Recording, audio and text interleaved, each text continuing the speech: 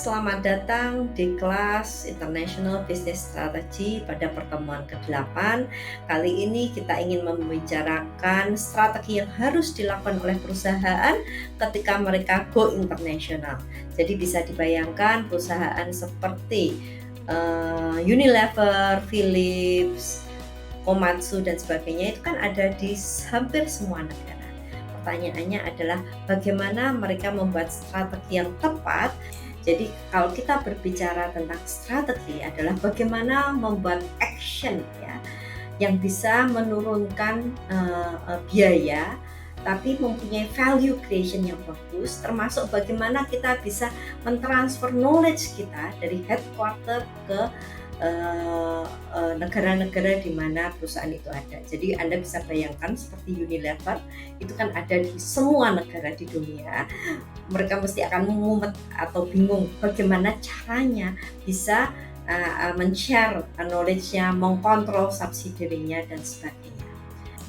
Pada intinya ketika kita berbicara tentang strategi, kita harus mempertimbangkan bagaimana primary activities di dalam perusahaan mulai dari raw materials, production-nya, R&D-nya, marketing-nya hingga service-nya akan dilakukan dan juga supporting activities-nya. Bagaimana supporting activities ini bisa selaras dengan primary activities. Nah, kalau kita berbicara tentang global expansion, kita selalu berpikir tentang location ekonomis. Jadi bagaimana mendapatkan atau membuat produksi dengan seekonomi mungkin, semurah mungkin ya. Jadi mereka selalu berpikir adanya daerah-daerah yang jauh lebih murah dilakukan daripada di tempat lain. Jadi location economies ini matters. Kemudian juga cost of economies itu sangat tergantung pada experience effect ya.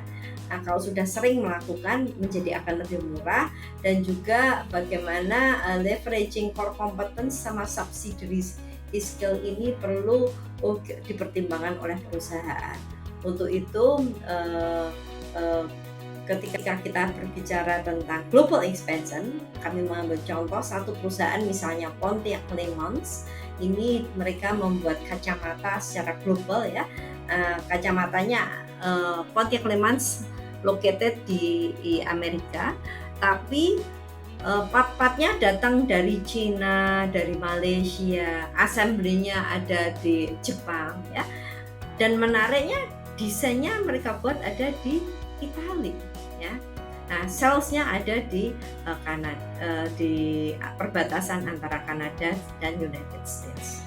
Jadi mereka lakukan ini karena mereka paham bahwa setiap daerah mempunyai value added yang berbeda, sehingga cost-nya akan lebih murah apabila dilakukan di tempat-tempat tersebut.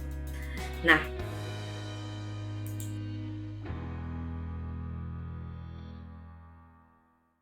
menghasilkan 4 tipe strategi ya, mulai dari global strategi dan international strategi. Ini yang standardized, mereka mempunyai standardized product